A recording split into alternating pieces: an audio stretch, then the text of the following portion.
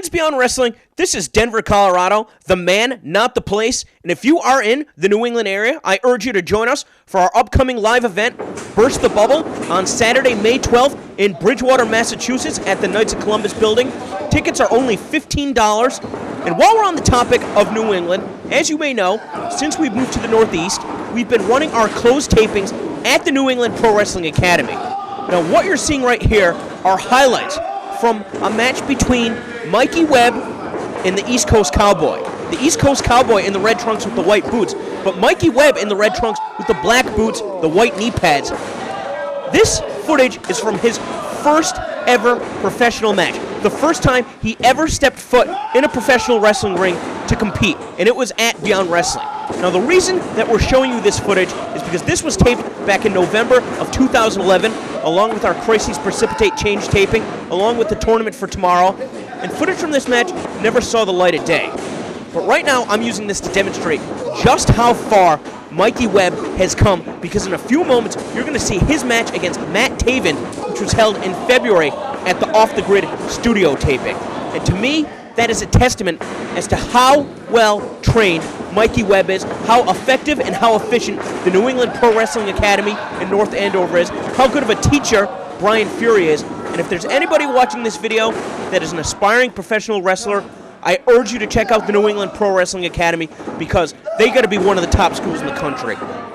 Again, the footage you're watching right now, this is Mikey Webb's first ever contest. And wait till you see the difference a few months makes training at the New England Pro Wrestling Academy, because his match with Matt Taven is certainly going to turn heads and open some eyes. Unfortunately, coming up on the losing end against the East Coast Cowboy, but a learning experience nonetheless.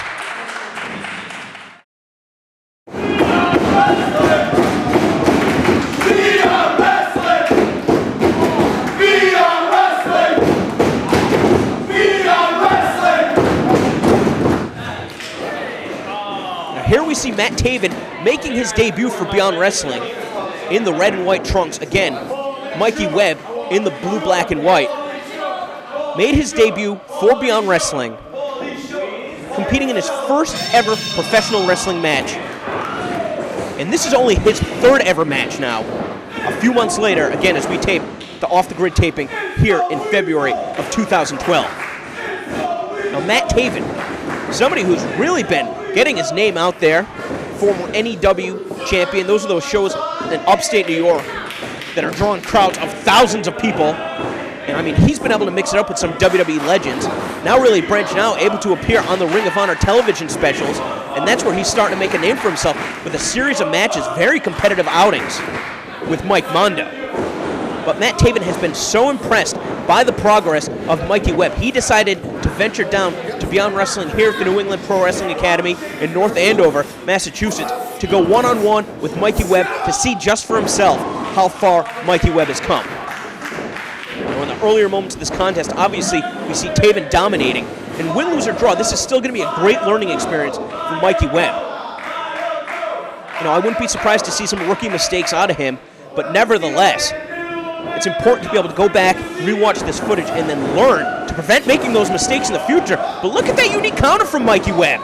And just like that, able to control Matt Taven. Well, perhaps I spoke too soon, because Taven popped right back up to his feet. Taven, again, using his agility now to roll through to alleviate some of the pressure on that wrist lock. Caught in this hammerlock right here, trying to reach behind him. And look at the way that he was able to utilize a head scissor to get back up to his feet. But even still, Mikey Webb just one step quicker. Both of these guys, tremendous athletes. Mikey Webb, I believe, at one point was a professional football player. Went out with a severe injury to his knee. Still wanted to compete, so he decided to turn to professional wrestling. No way.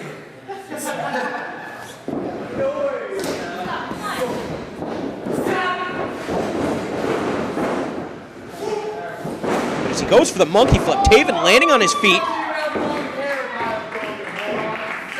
But Taven taking a little bit too much time, concentrating on his valet, Casey Ray, on the outside of the ring.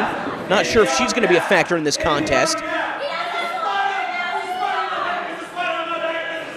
And Matt Taven has a flaw. I mean, for what I've been able to see so far, just he's a little bit cocky, a little bit too overconfident in his own ability. And from Mikey Webb. I mean, obviously in the school that he's been training in, there's a lot on the line for him. He's not going to roll over from Matt Taven. There you see he's got that butterfly lock, not able to clasp his hands together. Once you can go for a potential throw or a submission predicament. Taven able to fight out, but gets sent to the corner. Webb taking too much time, comes charging in again looking for that monkey flip, but he telegraphed it. Gets positioned on the top rope, and Taven just socked him right in the face. Now Taven comes charging in, gets met with a boot from Mikey Webb. And it looks like Webb trying to go to the top turnbuckle and able to take Taven down with that flying crossbody. Beautiful offense. Picture perfect from Mike Webb. Webb able to duck out of the way. Again, telegraphing that arm drag, and look at the reversal from Taven now. Going right into that waist lock, gets shrugged off. But Mikey Webb able to counter the back body drop attempt by Matt Taven, finally able to land that arm drag. Again, this is only this kid's third ever professional match. He's only been competing for about 4 or 5 months, and he's going toe-to-toe. He is able to hang with Matt Taven. I mean, look at Matt Taven right there. He just had to pull the hair of Mikey Webb in order to throw him down to the mat. That's what Mikey Webb needs to be careful for, because when he's in there with somebody with more experience than him, they're going to be looking to find any advantage that they can.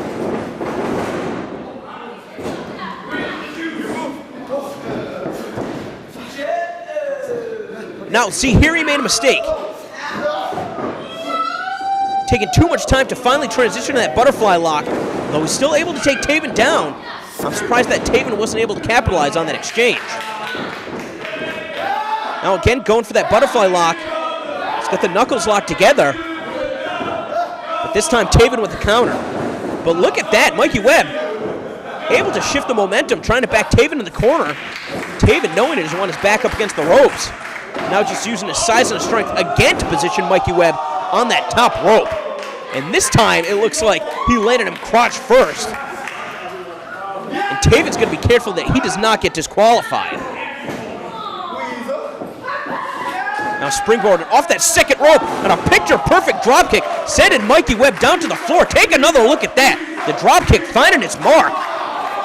And Casey Ray on the outside now putting the boots to Mikey Webb. I mean, Taven wanted to come out to Beyond Wrestling to see what Mikey Webb was capable of. I don't understand why she has to get involved. Now Taven finally following up on the outside. Just chopping away at the chest of Mikey Webb. There you see Webb clutching at his pectorals. Matt Taven now rushing right into the ring. That was a stupid mistake on Taven's part. His legs were underneath the ropes. A pinfall's not going to count in that predicament. And now look at this, just a standing choke from Taven for kicking away at the knee, and that may be the bad knee of Mikey Webb. Now just depositing him on the outside. I don't think that Taven realizes that Mikey Webb is still in the apron. There you see him arguing with the official. We saw earlier the official would not let Taven immediately capitalize on the outside. That was when Casey Ray was putting the boots to Webb. Webb able to find escape for that vertical suplex attempt, but he gets caught, and he gets sent throat first onto that top rope.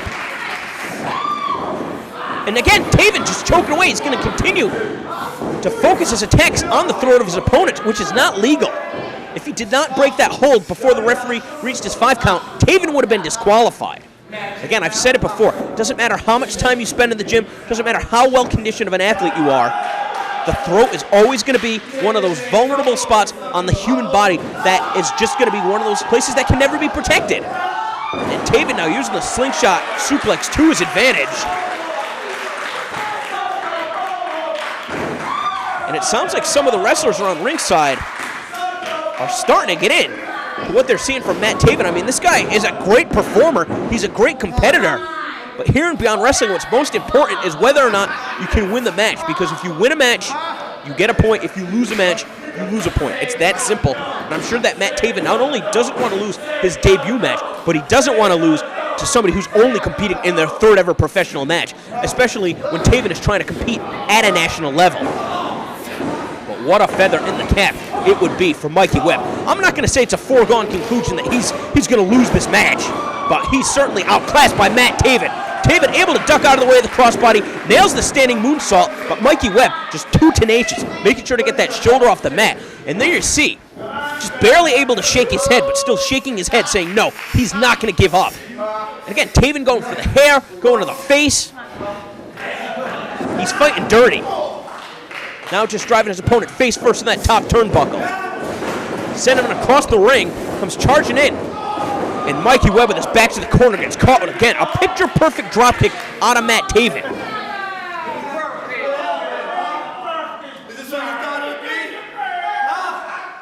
And now Taven asking Mikey Webb if this is what he thought it would be. Obviously, Webb accepting the match. But look at the agility out of Webb, able to get back up to his feet. Rocks Taven with a series of right hands. Taven out of the way of the attempt of the enziguri. But look at that counter from Mikey Webb, able to push his opponent into the back corner. Is he taking too much time here, firing up? Yeah, he got caught with that knee. Taven just plowed through him, that's it. Casey Ray thinking that the official was taking too long to count. Matt Taven as well, you see, shooting daggers at the official. Cannot even believe it. But Taven's smart. He's going to make sure to capitalize on his opponent while he's down.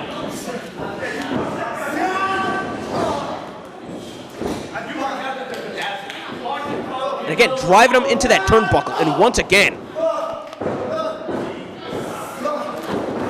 And Taven, I mean, we've seen him somewhat effective in utilizing offense from that top rope. He was able to nail that springboard dropkick. Not sure if he has more of the same in mind. Again, that high rent district is certainly where you can do the most damage. Not just slamming your opponent down from the mat, but off that top rope. The added momentum and impact coming off the top. But Webb able to free himself, connects with that tornado DDT, and Webb is still alive in this match. I'm not sure he has enough energy at this juncture to capitalize. Barely even stirring. I mean, these guys are on an even playing field at this point because they're both lying on their backs. And it looks like Taven is going to be the first to recover. I mean, he's really been putting the boots to Mikey Webb for the past few minutes. Even though Mikey Webb is able to create that opening, not sure if he's going to be able to take advantage now. Taven able to duck out of the way, connects with a punch of his own, sending Webb off the ropes, able to leapfrog over, and again avoiding contact, but this time he gets caught. And again, a pair of atomic drops. But again, another moment of hesitation out of Mikey Webb, and Taven able to capitalize, put on the brakes.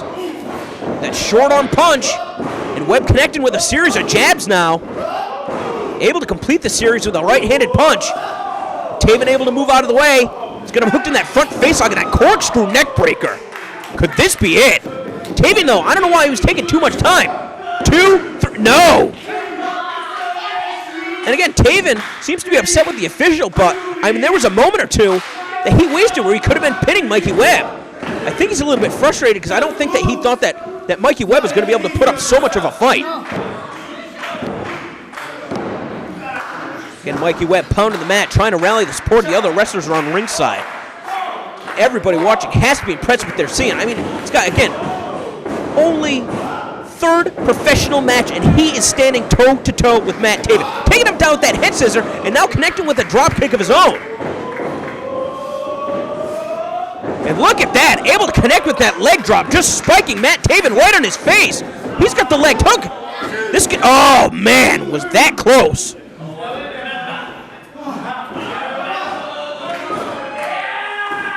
That guy, Mikey Webb, right there.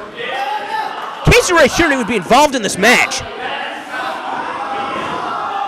But Webb able to move out of the way. Taven collides into his valet. Now he gets caught with that schoolboy. Taven just barely to get the shoulders off the mat. And Mikey Webb, I mean, able to take Taven back down with that flying head scissor. This is a position where his opponent is down on the mat. He should be trying to pin him. Instead, he's trying to go up to the top rope. And we saw that Matt Taven, I mean, when he was really trying to rally some offense, he had positioned Mikey Webb on that top turnbuckle. I mean, even as Taven crawls closer, you've got to think that whatever he was trying to hit initially in the contest, he's still looking to do. That kick connects. Not sure if that was on the point of the jaw or the chest, but I mean, it still rattled Mikey Webb. Now Taven again, going for that superplex, but Mikey Webb's got the leg cradle, and Mikey Webb picked up the 3 count. Let's take another look at that right on the impact. Mikey Webb absorbing the blow and able to get that cradle on Matt Taven. Matt Taven's going to be beside himself. He's going to be livid. He came out to New England Pro Wrestling Academy to test Mikey Webb, and Mikey Webb, instead of pulling up an incredible upset victory. Now Webb moves up to 0 points in the standing. I mean, there's Taven trying to chase him around the ring. Not going to let this one go. And Mikey Webb storming to the back with a victory in hand, and Taven cannot believe what has just happened to him. I'm going to say, I'm pretty shocked too. As much hype as there is surrounding this guy, I did not expect him to lose to somebody who was only competing in their third ever professional match. And now Taven putting the blame on Casey Ray, saying that it was her fault.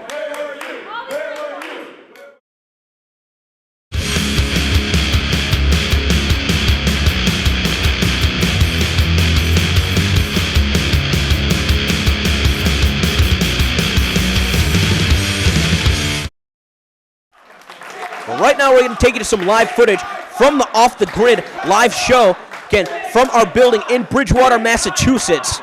The aftermath between Dan Barry and Johnny Cockstrong. Dan Barry picking up one of the biggest victories in his career, and instead of being able to celebrate that, here we see the Professional Revolution, JT Dunn, Leon St. Giovanni, just ambushing Dan Barry. And really, since John Harder introduced himself into Beyond Wrestling, since he was able to take Leon St. Giovanni, since he was able to coerce JT Dunn to start following his message, the brunt of his attacks have always been focused on Dan Barry, saying that Dan Barry is unprofessional. This all started with a blog that Dan Barry posted expressing his feelings about professional wrestling. You see John Harder on the apron calling for Plan B, and that turned out to be Mark Shurman. Somebody who competed at Crises Precipitate Change, wasn't invited back to compete for Beyond Wrestling, but he was still in the crowd.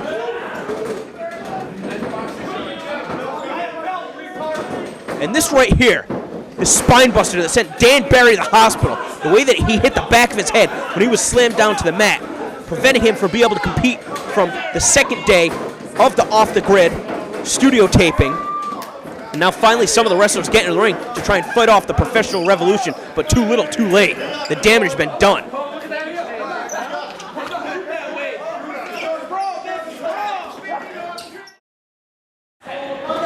You know, last night, the Professional... Hey, Mark, sit down. Sit down. Fuck you, Jesus! Fuck you, harder! Fuck you, harder! The Professional Revolution last night, we were going to walk into Off the Grid and defeat the Super Smash Brothers. But those cheating ice climbers found a way to screw us out of victory because of Splinter's reject, Steve the Turtle Weiner. Who? Exactly. Everyone thought, oh, the revolution was foiled, so what did we do? We reenacted Plan B. We left the building once the sure thing, Mark Shurman, said Who I am, idiots? Take some notes. Bring out the best you got. Who the hell would want to wrestle the sure thing? You gotta be a moron to want to step in the ring with me. Don't insult the marks. Don't insult the marks. Don't insult. The fact is, the professionals ran in the ring. We decimated that heartless Dan Barry, and we tied up Mr. Cockstrong nice and good. And then decimation personified. We stole the show at Off the Grid like we stole the show at About Time, like at Crisis Precipitates Change, and now tonight we look to steal the show once again. You don't even know the name of the show. Fuck you. With position and absolute. Shut up, Spike Dudley. Whoa! That was really almost good. The fact is, the Professional Revolution is here to do one thing: business. We're here to rearrange Beyond Wrestling into our own professional vision. Wrestle! You guys want to get paid? My bitches get paid. Suck his dick! And it doesn't matter if we suck his dick! Suck his dick! Suck his dick! Real original, Marks. It doesn't matter if we have to destroy Mr. Drew Gulak or Mr. Touchdown. The fact of the matter is the Professional Revolution is here to do one thing and conduct business the hard way. Oh yeah, Daddy, business is business.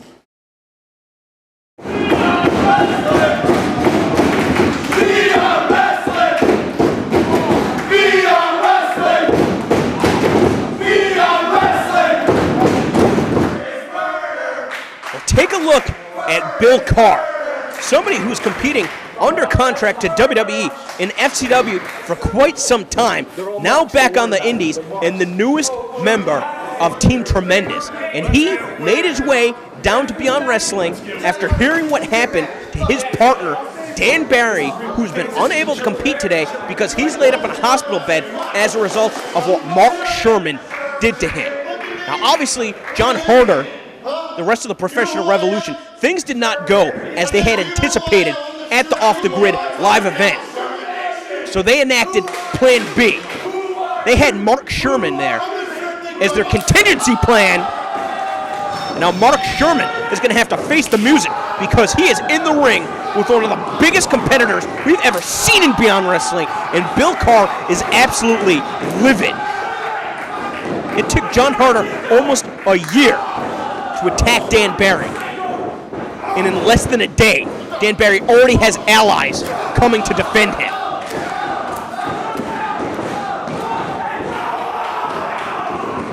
And I would not want to mess with Bill Carr. This guy is a scary individual.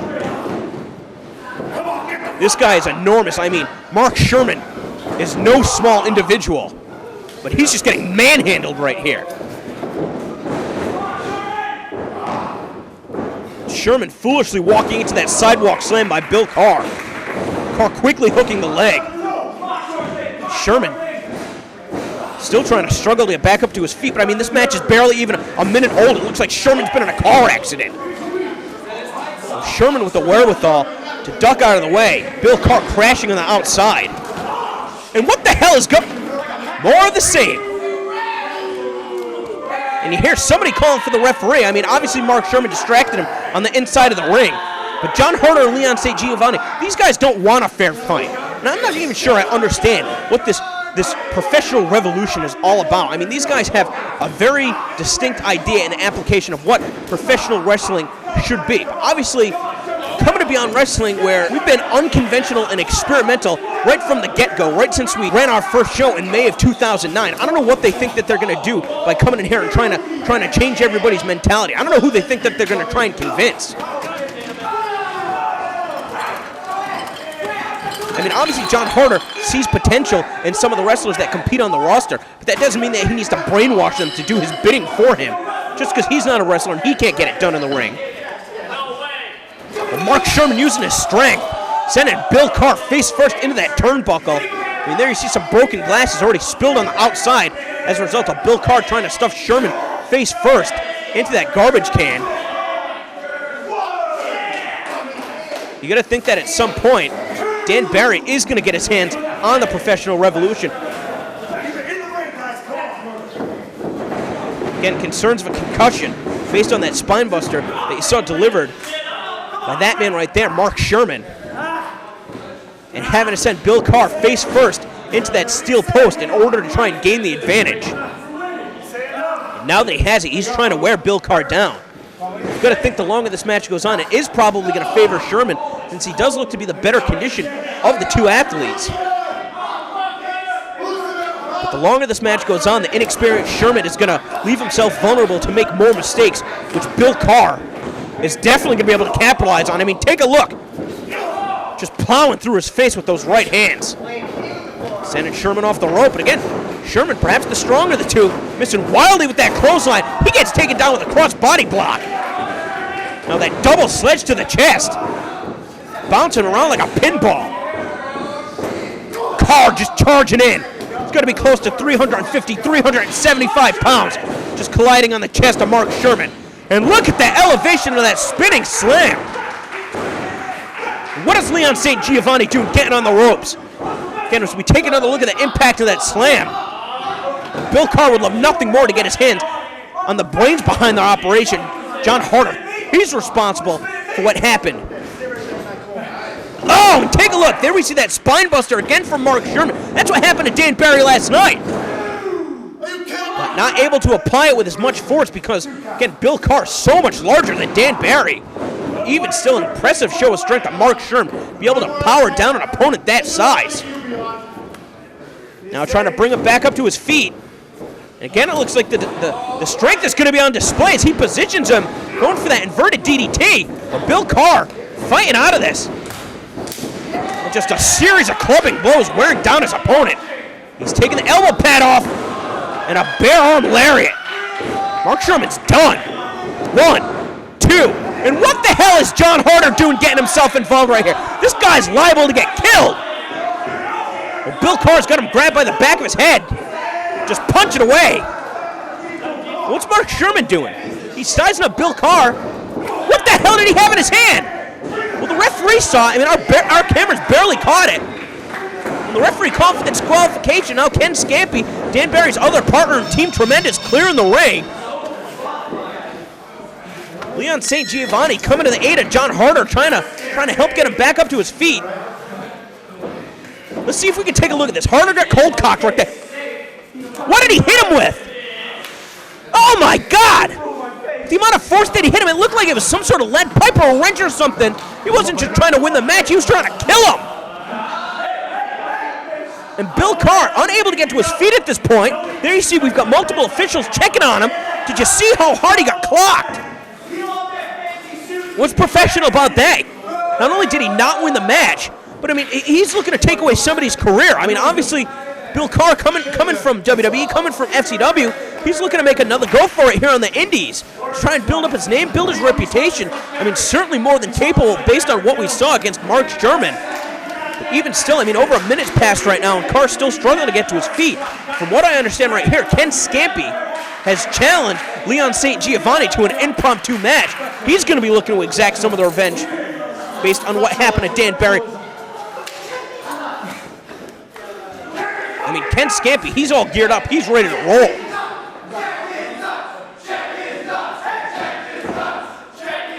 And Bill Carr, I mean, luckily it looks like he wasn't rattled too bad, but man, how tough is this guy that he's still going to be able to continue? And you've got to think that he's probably going to be staying in the corner to make sure that the Professional Revolution does not get any further involved in this contest. These guys continue to run their mouth. I mean, Leon St. Giovanni, somebody that had one of the brightest futures here in Beyond Wrestling when he was introduced by Corvis at the Developmental Hell taping, along with 3 other students from Corvis. I mean, Leon St. Giovanni always showed the most potential, was one of the most exciting up-and-coming athletes, but he just wanted too much too soon. He was upset that he was left off of the About Time card. And what the hell is professional about this? Mark Shurman is what he just showed. This guy's a complete ass. But again, going back to Leon St. Giovanni, he was upset that he was left off the About Time card. That's when he first linked up with John Harder, basically taking the show hostage. Leon St. Giovanni issuing a challenge to any wrestler on the roster. Of course, we had a couple standby wrestlers there, as we always do in case of an injury. And Leon St. Giovanni wrestling JT Dunn, using John Harder to his advantage to get the win over JT Dunn. And all that did was convince JT Dunn that he couldn't get the job done without John Harder. Now JT Dunn aligning himself with the Professional Revolution. And what did John Harder do? He set him up with another booking. He's not even here today. So Ken Scampy, Leon St. Giovanni, a first-time meeting. Even though there's bad blood, I don't think that Ken Scampy wants to rush into this. I mean, a veteran of almost 10 years. Certainly going to be trying to feel out the less experienced Leon St. Giovanni in the earlier moments of this contest to try and best evaluate what his weaknesses are so that he can get the advantage going forward as the match continues. And again, Bill Carr keeping a watchful eye on everything. There you see blood trickling out of his nose from getting hit with that pipe, that wrench, whatever that metal object turned out to be.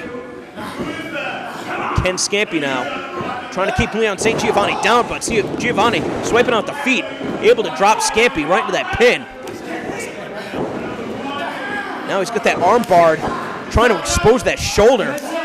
Now just trying to rip away at the muscle. A technique that you normally see applied to the trapezius hold. I mean, you take out the trapezius, it affects the entire arm, but again, that might just go back to the inexperience of Leon St. Giovanni. I mean, there's no question that St. Giovanni would have had a bright future in professional wrestling with or without John Harder's help. It's just a matter of how long it would take. And I mean, you know, there's a right way and a wrong way to go about things. You earn them through hard work, and that's not what the Professional Revolution is about. I mean, these guys strike me as total hypocrites, and it's just disappointing to see something like this become such a large factor in Beyond Wrestling. And look at that, the irate from St. Giovanni.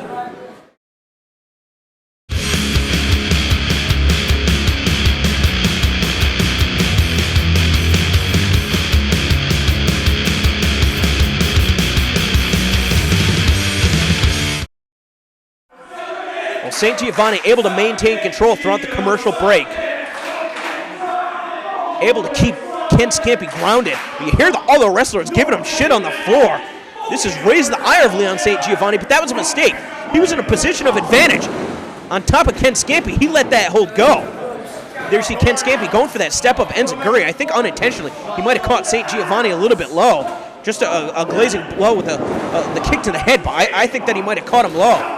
Again, it's up to the referee's discretion, but Ken Scampy doesn't strike me as the type of individual that would intentionally hit somebody low. But he would intentionally hit somebody with a slingshot elbow, and that's just what he did. But still only good for a 2 count.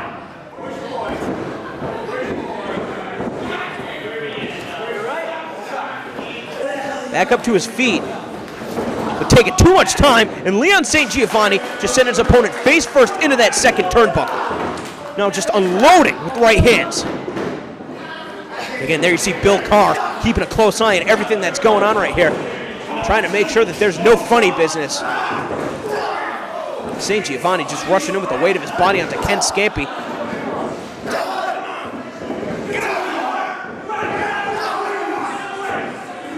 There you hear Bill Carr telling Ken Scampy to get his head back in the game. If there's one thing that you can say about Leon St. Giovanni since he's aligned himself with John Harder, he's certainly more aggressive than he once was. But he's not nearly as flashy. You don't see him using a lot of the same high-risk offense, which allowed him to find so much success in the earlier goings in Beyond Wrestling. Ken Scampy with the inside cradle. St. Giovanni with a reversal. St. Giovanni just with a rudimentary clothesline right in the pin. A great exchange between both of these athletes. That goes back to what I was saying. St. Giovanni is wrestling a more conservative, a more deliberate style. You got to think that's John Harder's doing. And while he's certainly more aggressive, I mean, we have not seen him produce results in the ring. He was not at the Crisis Precipitate Change taping. He was not at Back in Flesh. I mean, we haven't seen Leon St. Giovanni compete in a Beyond Wrestling ring since about time. So, I mean, he's really got a lot to prove in this match here against Ken Scampy. If he doesn't pick up a win, I mean, how's it going to validate the fact that he's aligned himself? He's basically turned his back on everybody else in Beyond Wrestling to align himself with John Harder. He needs his win to validate that decision. He might have it right here. If that arm drops the mat one more time, Scampy's out. Again, Bill Carr making sure that there's still life in Ken Scampy, pounding away at the mat, doing everything he can to try and keep Ken in this match. Scampy with a series of elbows to the midsection gets caught. Right with that jawbreaker, and right with that butterfly suplex. St. Giovanni very quick to go into the pin. 1, 2. Ken Scampy out at 2.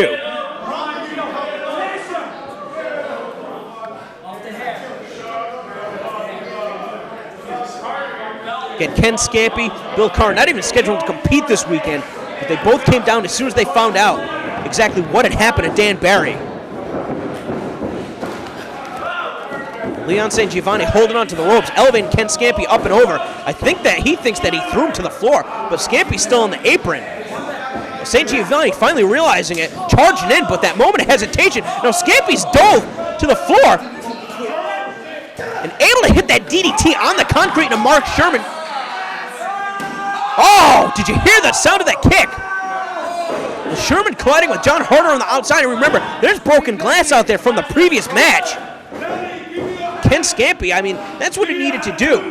He needs to make sure to neutralize all of the possible elements that could work against him in this contest. That means the other members of the Professional Revolution. I thought that Shurman was going to be able to overpower Scampy and slam him on the floor. I mean, that was a hell of a risk out of Scampy's part.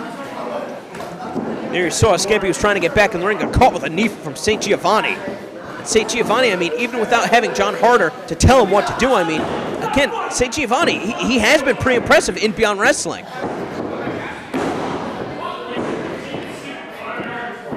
Don't want to take anything away from his ability. None of these guys, I don't want to take away anything from any of their ability that have aligned themselves with John Harder. They wouldn't be in Beyond Wrestling if they couldn't compete at that level. But it's just the way that they go about, quote-unquote, handling their business. There you see that laceration under the left arm of Ken Scampy. You're going to wonder if he perhaps landed on some of that broken glass on the outside when he took Shurman down with that DDT. And how ballsy is St. Giovanni for choking Scampy with Bill Carr right there. Again, a much more deliberate pace out of St. Giovanni. St. Giovanni going for that handspring elbow. Got caught by Scampy, but was able to take him down with a bulldog. I mean, a great counter from St. Giovanni. But this is where St. Giovanni is starting to get frustrated.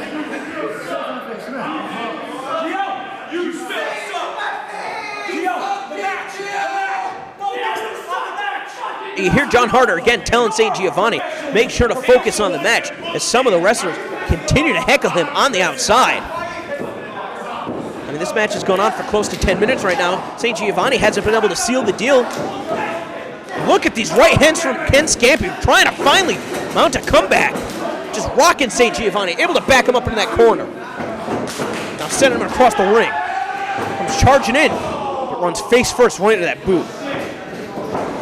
Now St. Giovanni, you've seen him utilize almost like a flipping version of an STO in the past. Ken Scampy had it scouted, and that released Northern Light suplex, able to take St. Giovanni down. Can Ken Scampy capitalize? What the hell is Harder doing again getting on the ropes? Ken Scampy obviously hoping to neutralize him. There you see Bill Carr coming around the corner, and that's enough to get Harder off the apron. Oh my God, does Harder ever shut up? Ken Scampy up first. St. Giovanni needing to use the ropes to pull himself up. Gets caught with that double sledge to the back of the neck. Now Ken Scampy snapmaring him in position. Just driving him head first down to the mat. But I wonder how much damage has been done to Ken Scampy. It was a bit unusual that he was just trying to position St. Giovanni without trying to pin him after an offensive attack. What happened right there? No, I think that St. Giovanni caught him low with that series of strikes. Again, the low blow from Ken Scampy earlier in the contest was certainly inadvertent, but right there, St. Giovanni caught him with the low blow. Scampy able to find a reversal, nailed him with that DDT. And this is it. Oh, and again Harder's getting himself involved on the outside. Take a look at the impact of the DDT. You can't tell me it wasn't going to be over right there. Now Scampy arguing on the outside. I mean, Bill Carr's right there. And what the hell was that? The referee didn't see that? You're going to be kidding me. St. Giovanni still in the pin. Bill Carr shoving John Harder to the floor. Kicking St. Giovanni. I mean, there you see Shurman telling everybody to get out of here. But the Professional Revolution stealing a victory, and they've left the building.